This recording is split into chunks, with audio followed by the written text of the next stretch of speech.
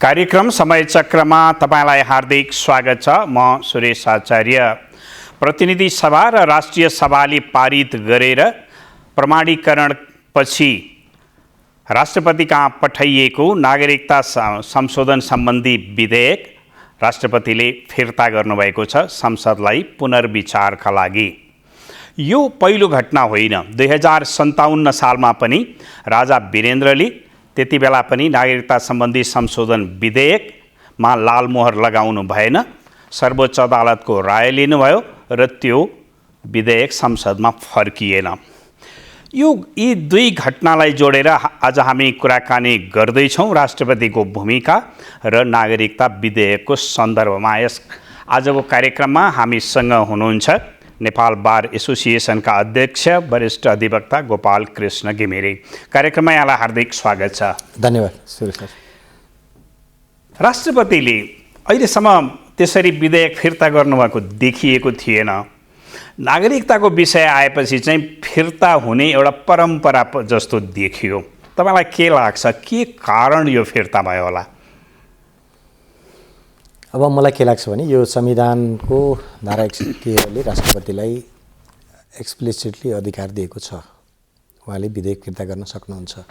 उहाँलाई लागेमा भन्ने एउटा शब्द छ 113 को 3 ले राष्ट्रपतिलाई लागेमा राष्ट्रपतिले विधेयक चाहिँ यो चाहिँ विचार गर्नको लागि या सोही रूपमा या संसदले त्यसलाई पुनर्विचार गरेर पुनः प्रमाणीकरणको लागि पठाउन सक्नेछ भन्ने व्यवस्था संविधानको धारा 113 मा प्रष्ट रूपमा उल्लेख छ।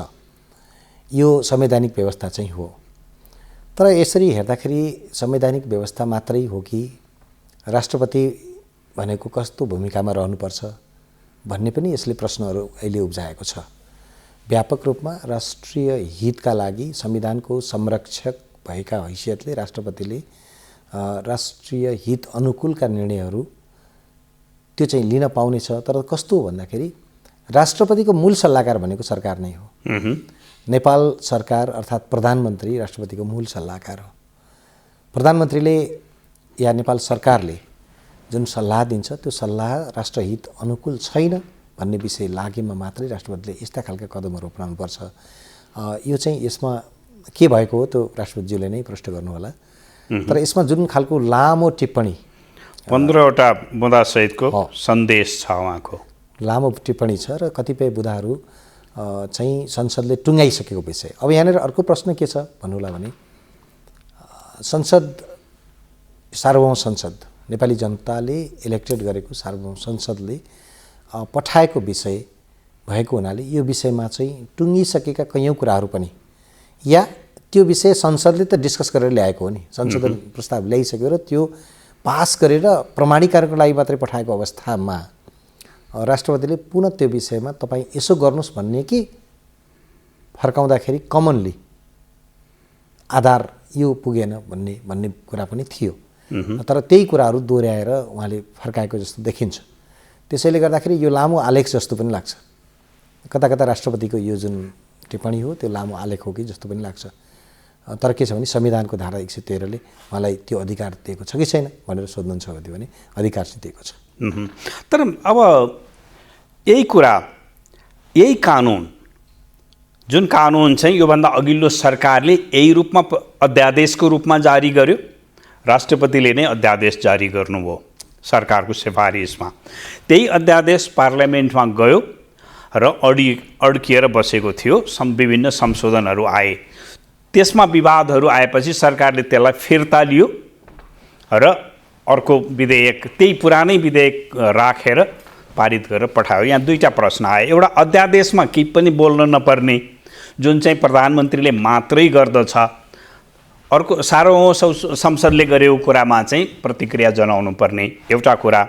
दोस्रो कुरा चाहिँ जुन विधेयकको विषयमा च्याप्टर क्लोज गर्यो सरकारले, त्यसलाई फिर्ता लिइसक्यो, फेरि त्यसमा फर्किएर हेर भनेर निर्देशन गर्नुभयो राष्ट्रपतिले। कति मिल्यो? होइन, अब यो कस्तो भने ठ्याक्कै तपाईँले नै आफै यो कुरा उठाउनु भएको छ कि संसदले त त्यो कुरा पठाइसक्यो, पास गरेर पठायो भने मैले सुरुमा पनि यो कुरा भने कि वास्तवमा राष्ट्रपतिले यही विषयलाई पुनः दोहोऱ्याएर तपाईँ त्यही विषय हेर्नुहोस् भन्दाखेरि के हुने। अर्को अध्यादेश भनेको जति बेला संसद रहँदैन या संसद सेसनमा हुँदैन, सेसनमा नभएको बेलामा सरकारलाई कुनै विधेयक आवश्यकता पर्यो या कानुन आवश्यकता पर्यो भने अध्यादेशको माध्यमबाट, अर्डिनेन्सको माध्यमबाट त्यो विधेयक ल्याउने प्रचलन हो। त्यही प्रचलनलाई हाम्रो राष्ट्राध्यक्षले पनि प्रयोग गर्ने गर्नुभएको छ। हामीले पनि पटक पटक त्यो कुरालाई प्रयोग गर्ने गरेका छौँ। हाल पनि त्यो अवस्था कायम नै छ। तपाईँले भने जस्तै यही विधेयकमा कुनै पनि कुरा परिवर्तन थिएन। हालाकि विधेयकको संशोधन प्रस्ताव आउँदाखेरि केही संशोधन प्रस्तावहरू परे, तर यो सबै कुरालाई छलफल गरेर अहिले पास गर्दाखेरि तात्विक भिन्नता, अध्यादेशसँगको तात्विक भिन्नता चाहिँ केही पनि थिएन। हामी पनि त्यो कुरा हेरिराखेका छौँ, गौर गरिराखेका छौँ। र अर्कोतिर के पनि हो भने यो नागरिकताको इस्यु भनेको लामो समयबाट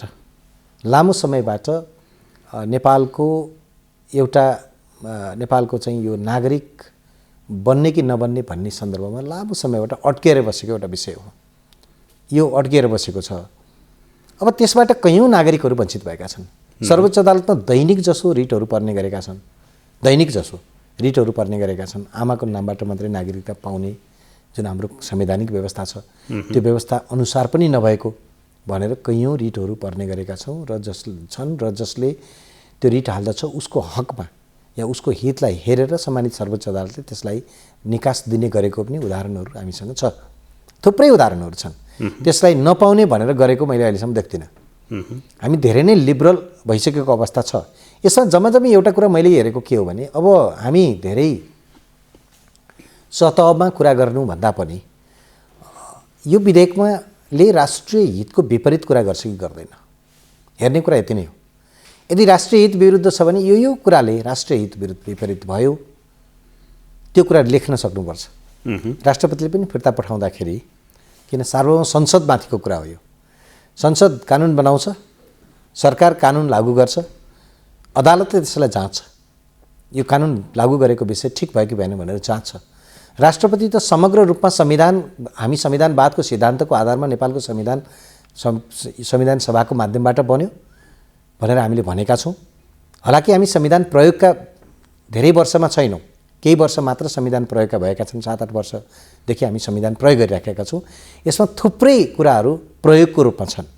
तर नागरिकताको इस्यु भनेको कस्तो हो भने एउटा व्यक्ति नेपाली नागरिक हुन पाउने कि नपाउने, उसले सबै शर्त पुरा गरिसक्दाखेरि पनि त्यो व्यक्तिले नेपाली नागरिक भएर बस्न पाउने कि नपाउने भन्ने विषय मेजर रूपमा देख्न सकिन्छ। यसमा कतिपय मानिसहरूलाई चाहिँ आशंका भयो जस्तो पनि बुझ्छु म। होइन, यो त नेपाल नीति निर्माताहरूले यो कुरो विचार गर्नुपर्छ। कतिपय कुराहरू कस्ता हुन्छन् भने कानुनमा त छ त, कानुनमा उल्लेखै भइसकेको कुरा छ। अर्डिनेन्स त यसको विपरीत पनि छैन। मुद्दा परेर यो विषय यो अर्डिनेन्सले या यो एक्टले रोकेको छ भन्ने कुरा पनि छैन भने तपाईँलाई त्यो अनुसारको संविधानले व्यवस्था गरेको र कानुनले व्यवस्था गरेको भने नागरिकता दिन्न भनेर पाउने अवस्था छ र छैन। त्यसैले मलाई कस्तो लाग्छ भने यो विषय अनिर्णित भएर बस्नुहुन्थेन र संसदले एउटा कोर्स लियो भने फिर्ता हुँदाखेरि राष्ट्रपतिजीबाट पर्टिकुलराइज भएन कि भन्ने मेरो पनि। अरू लामो निबन्ध जस्तो भयो कि उहाँलाई कसले सल्लाह दियो? हुन त हेर्नुहोस् यसमा सल्लाहकारहरूको भूमिका रहन्छ। सल्लाहकार त सरकार भन्नुभयो नि तपाईँले। होइन, हुनुपर्ने सरकार हो। राष्ट्रपतिको बेस्ट सल्लाहकार भनेको चाहिँ प्रधानमन्त्री हो।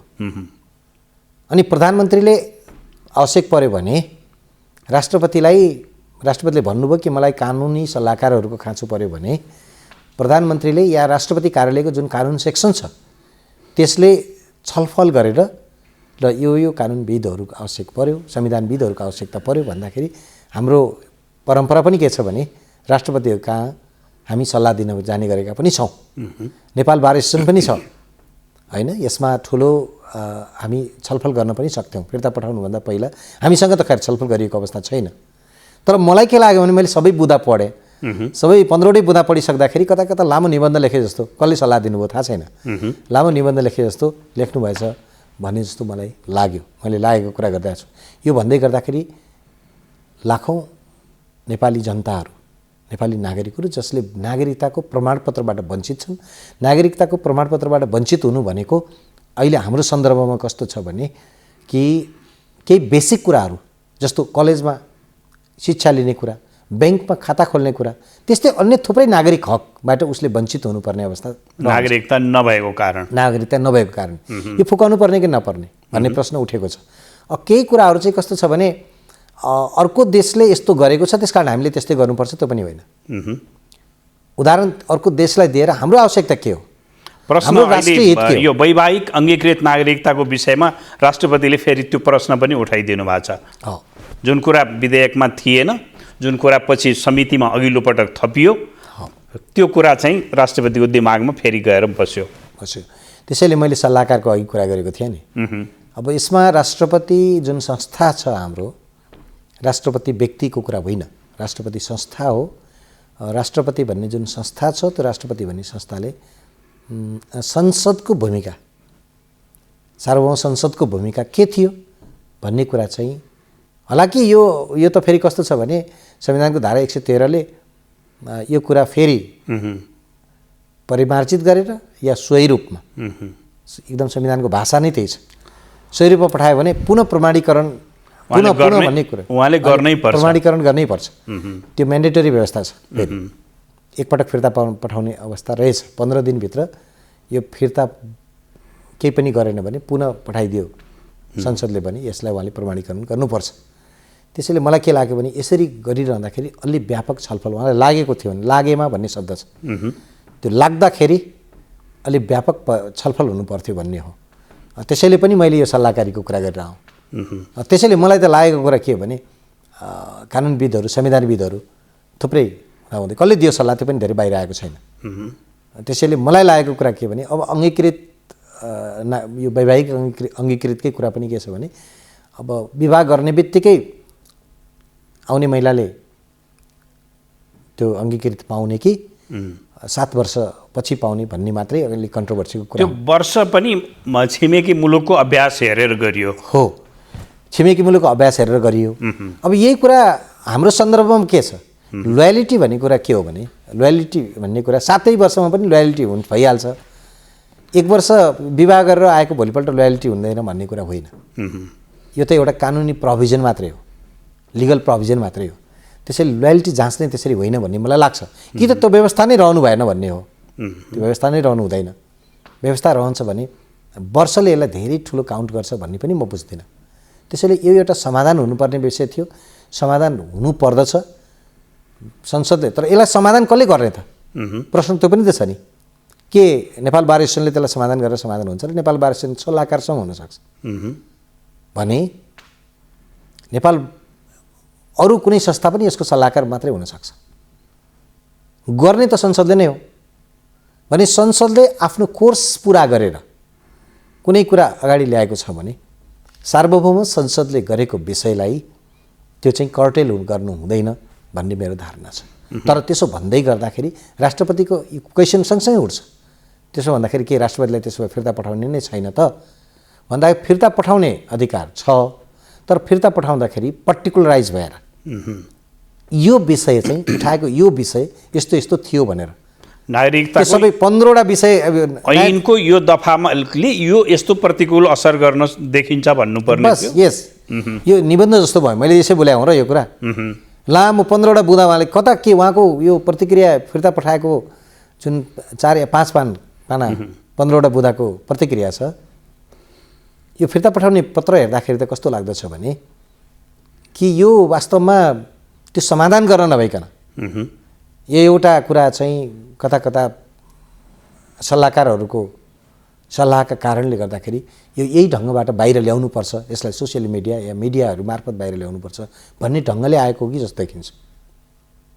समाधान हुन्थ्यो भने त दफा फलानु संशोधनको फलानु दफामा प्रयुक्त भाषा कसरी पठाइनुपर्छ भने फिर्ता पठाउँदाखेरि फलानु दफामा प्रयुक्त यो भाषा चाहिँ यो मिलेन, यो कारणले मिलेन, त्यसको टिप्पणी प्रयुक्त भाषा र त्यसको टिप्पणी के हो भन्ने गर्नुपर्दछ भन्ने मलाई लाग्छ। तर त्यो कुरा उल्लेख भएन, यति मात्रै कुरा हो। यो यसलाई पोलिटिसाइज गर्न खोजिएको हो त्यसरी बुझ्न सकिन्छ? सुरेश सर, नेपालमा हरेक कुरा पोलिटिसाइज भएको छ, त्यो हामीले हेर्ने गरेका छौँ। विशेष गरी झन् नागरिकता जस्तो इस्युमा त पोलिटिसाइज नहुने भन्ने विषय नै भएन। दुईवटा कुरा हेर्ने हो, हेर्नुहोस्, यसमा राष्ट्रिय हित हेर्नुपर्छ। राष्ट्रिय हितको कुरा सर्वोपरि हो हाम्रो लागि, होइन? त्यसैले गर्दाखेरि राष्ट्रिय हितको कुरा नहेरिकन यस्तो कुरा गर्नु मिल्छ भन्ने होइन। टेक्निकलिटी एउटा कुरा हो, राष्ट्रिय हित अर्को कुरा हो, होइन? त्यसैले गर्दाखेरि यसलाई के कुराले हेर्नुपर्छ भन्दाखेरि राष्ट्रिय हित हेर्नुपर्छ। मैले त्यो अघि पनि भने नि त, यो विषयले यो राष्ट्रिय हित फरक पर्दछ भन्ने कुरा तोक्नुपर्छ। राष्ट्रिय हित प्रतिकूल हुने देखियो भने कारणहरू त त्यहाँ इङ्गित त्यतातर्फ हुनु पर्थ्यो के। यो त कस्तो देखियो भने यो लामो निबन्ध छ, फेरि जस्ताको तस्तै संसदले फिर्ता पठाउँछ, प्रमाणीकरण त हुने भयो। यसले केवल कुनै राष्ट्रपति जस्तो संस्थाले निर्णय लिँदाखेरि या फिर्ता पठाउने निर्णय लिँदाखेरि यसले केवल कुनै राजनीतिक पार्टी, अमुक राजनीतिक दल या अमुक राजनीतिक पार्टी या अमुक राजनीतिक धारणासँग सम्बन्धित व्यक्तिहरूलाई पृष्ठपोषण पोषण गर्छ कि गर्दैन, मात्र पृष्ठपोषण गर्छ कि गर्दैन भन्ने विषय हेरिनुपर्छ भन्ने मलाई लाग्छ। तर यो नागरिकता विधेयकको कुरा गरिराख्दाखेरि हिजोको सरकारले जुन रूपमा प्रस्तुत गरेको थियो, आजको सरकारले गरेको पनि त्यही नै हो न? त्यही। अब हिजो सत्तामा हुँदाखेरि चाहिँ त्यो एकदमै ठिक हुने, प्रतिपक्षमा बस्ने बित्तिकै सबै राष्ट्रियता समाप्त हुने गरी आउने, यो हुन्छ कसरी? हामीले पनि बुझ्न नसकेको कुरा यही हो। मैले यो अहिले जुन कुरा उठाइराखेको छु नि, हामी त एउटै कुरा बोल्दछौँ, तर राजनीतिक पार्टीहरूलाई चाहिँ कस्तो हुँदो रहेछ भने छुट हुने रहेछ। छुट हुने भन्दा पनि हेर्नुहोस्, पोलिटिकल मोरालिटी भन्ने छ, होइन? पोलिटिकल मोरालिटी भनेको के हो भने तपाईँको राजनीतिमा आफूले बोलेको कुरा, विबन्धनको सिद्धान्त छ कि एउटा, थ्योरी अफ एस्टोपल भन्छ। मैले बोलेको कुरा मलाई लागु हुन्छ कि हुँदैन भन्दा कानुनमा चाहिँ छुट छैन। कानुनमा मैले कुनै कुरो बोल्दछु भने त्यो मैले बोलेको कुरा मैले लेखेर या बोलेर कुनै कुरा गर्दछु भने भोलि अन्य कुनै प्रसङ्गमा त्यो कुरा मैले बोलेको छैन या गरेको छैन भन्न पाउने अधिकारबाट म वञ्चित हुन्छु। मैले त्यो कुरा भन्न पाउँदिनँ। त्यो कानुनले चाहिँ त्यसलाई प्रमाणको रूपमा ग्रहण गर्दछ। त्यो प्रमुख एउटा प्रमाणको सिद्धान्त छ, एस्टोपल। तर राजनीतिमा नलाग्दो रहेछ। तपाईँले भन्नुभयो नि भर्खरै, पोलिटिक्समा त पोलिटिकल मोरालिटीको एस्टोपल म त बुझ्दिनँ। हिजो म सत्तामा हुँदाखेरि म त्यही कुरा ठिक भन्छु, आज म सत्ता बाहिर जाने बित्तिकै त्यो कुरा बेठिक भन्छु। यो एउटै राजनीतिक दलको कुरा होइन। यो सबै राजनीतिक दललाई त्यो कुरा लागु हुन्छ कि? यो नियम हो भने यो नियम सबै राजनीतिक दल लागु हुनुपर्छ। राजनीतिमा पनि मोरालिटी हुन्छ। हामीले पोलिटिक्सलाई मोरल ढङ्गबाट अगाडि बढाउन सक्यौँ भने जनताले पनि विश्वास गर्दछ। जनताले विश्वास गर्छन् नि। हामीले त अब यस्तो नागरिकता जस्तो संवेदनशील विषयलाई कस्तो बनायौँ त भन्दाखेरि फुटबल जस्तो विषय बनायौँ। अब झन् राष्ट्रपति जस्तो संस्थाले नागरिकताको यो दफा, संशोधित दफा यो कारणले नमिलेको देखिन्छ। त्यसैले गर्दाखेरि यो विषय चाहिँ पुनः परिमार्जित हुनुपर्ने देखेको हुनाले फिर्ता पठाएको छु भन्ने पर्ने ठाउँमा धेरै लामो टिप्पणी जस्तो मात्रै उल्लेख भएको र त्यसमा प्रयुक्त भाषा मैले हेरेँ। त्यो प्रयुक्त भाषा चाहिँ अलि अब्स्ट्र्याक्ट, अमूर्त हो कि भने जस्तो देखिएको कारणले गर्दाखेरि अब यसलाई मैले बोलेको विषयलाई लिएर पनि टिप्पणी हुनसक्छ, टीका टिप्पणी हुनसक्छ। तर त्यसो भन्दैमा नेपाली जनताले नागरिकता प्राप्त गर्ने जुन हक हो नि, हामीले राख्यौँ त। नागरिकता दिने कुरा हामीले संविधानमा भन्यौँ। यो क्राइटेरियामा नागरिकता प्राप्त हुन्छ भनेर पनि भन्यौँ। संविधानले पनि त्यो कुरा भन्यो, अध्यादेशले त्यो कुरा भन्यो। अध्यादेश भनेको एक्ट नै हो, त्यसलाई संसदले अंगीकार गर्नुपर्दछ, होइन? अनि हामीले यो अदालतको माध्यमबाट त्यो कुरालाई व्याख्या गरिराख्यौँ भने अहिले आएर के विषय चाहिँ हो? सबैभन्दा नमिलेको विषय के त? नागरिकताको विषयमा बार बोलेन भन्छ। नागरिकताको विषयमा बारले भन्ने कुरा के छ? संविधान र कानुन बमोजिम सबै नागरिक राज्यका दृष्टिमा समान छन्, समान हुनुपर्दछ। एउटा व्यक्ति नागरिकता नभएको कारणले गर्दाखेरि आफ्नो नागरिक हक र मौलिक हकबाट वञ्चित भइराखेको छ भने त्यो विषयमा हामीले बोल्ने कि नबोल्ने? हाम्रो कुरा त्यो हो। सबै व्यक्तिहरूले समान नागरिक हक प्राप्त गर्नुपर्दछ, समान मौलिक हक प्राप्त गर्नुपर्दछ। त्यो मौलिक हक प्राप्त गर्दै गर्दाखेरि यदि कुनै प्रमाणपत्रका कारणले एउटा नागरिकले आफ्नो अधिकारबाट वञ्चित हुनु परेको अवस्था छ भने त्यो विषयमा चाहिँ हामीले पाउनु पर्दछ भनेर हामी भन्दछौँ, जोरदार रूपमा भन्दछौँ। मैले अघि उठाएको प्रश्न एउटा यो अध्यादेश र विधेयकमा चाहिँ फिर्ता गर्न मिल्ने, अध्यादेश चाहिँ हेर्नु नपर्ने हो हाम्रो संविधानको स्पिरिट? होइन, बिल्कुल होइन। हेर्नुहोस्, अध्यादेशमाथि पनि थुप्रै मुद्दाहरू परेका छन्। सम्मानित सर्वोच्च अदालतमा हाम्रो मात्रै प्र्याक्टिस होइन यो त। अध्यादेशबाट शासन गर्नुहुन्छ कि हुँदैन भन्ने कुरादेखि लिएर अध्यादेशमा प्रयुक्त भएका भाषा ठिक छैनन् भन्ने विषयसम्मलाई हाम्रै सुप्रिम कोर्टले पनि पटक पटक एक्सर्साइज गरेको छ। भारतले पनि एक्सर्साइज गरेको छ। रिप्रोमुलगेसन हुने कि नहुने भन्ने विषयमा पनि कुरा उठेको छ। रिप्रोमुलगेट गर्ने कुरा जस्तो अध्यादेश टाइम एन्ड अगेन भयो, जस्तो कानुन ल्याउनेतिर नलाग्ने तर अध्यादेशकै माध्यमबाट शासन चलाइदिने, त्यो पनि भयो। त्यो पनि पाउने कि नपाउने भन्ने विषयमा हामीले पटक पटक त्यसलाई चलिरहेको संसद अधिवेशन अन्त्य गर्ने, भोलिपल्ट अध्यादेश ल्याउने। यसलाई चाहिँ के भनिन्छ भने संसद छल्ने भनिन्छ। सार्वभौम शक्तिलाई छलेको भनिन्छ यसलाई। संसद छलेर यो भारतको सर्वोच्च अदालतले एउटा डिसी वाडवाको केसमा त स्पष्ट रूपमा यो कति 24-25 पटकसम्म यसरी अर्डिनेन्स रिप्रोमुलगेट भएको रहेछ। त्यो मिल्दैन। This is fraud on the constitution, this is fraud on law भनेर भनेको छ। कानुन माथिको धोखाधडी हो भनेको छ। भने अब यो विषय त्यो नहोला, तर यो विषय कस्तो हो भने अध्यादेशको माध्यमबाट कुनै कुरो आयो ठिक होइन, संसदले कानुनको माध्यमबाट एक्ट बनायो, बिल लिएर गयो संसदमा, संशोधन प्रस्ताव लिएर गयो, संशोधन प्रस्तावको माध्यमबाट आयो, त्यो चाहिँ बेठिक भन्ने कुरा चाहिँ मिल्दैन। तर त्यो भन्दैमा संवैधानिक रूपमा के हुन्छ भनेर तपाईँले आज मलाई सोध्नु भने 15 दिनपछि त्यो फेरि प्रमाणीकरण हुन्छ भनेपछि यो त पोलिटिकल स्टन्ट मात्रै भएन र। भनेको अब यो उहाँले फिर्ता गरिसकेपछि त संसदमा फेरि प्रवेश गर्नै पर्ने भयो, संसदमा प्रवेश गर्छ र दुवै सदनबाट पारित हुने जति समय लाग्ला प्रक्रियामा त्यो समय गुज्रिने भयो निश्चय पनि। तर त्यसमा संशोधन नहुन पनि सक्छ, सोही रूपमा या संशोधित भन्छ संविधानले धारा। संशोधित भएन भने पनि राष्ट्रपतिलाई फेरि सोध्ने अधिकार त रहँदैन। छैन, यसपटक प्रमाणीकरण हुन्छ।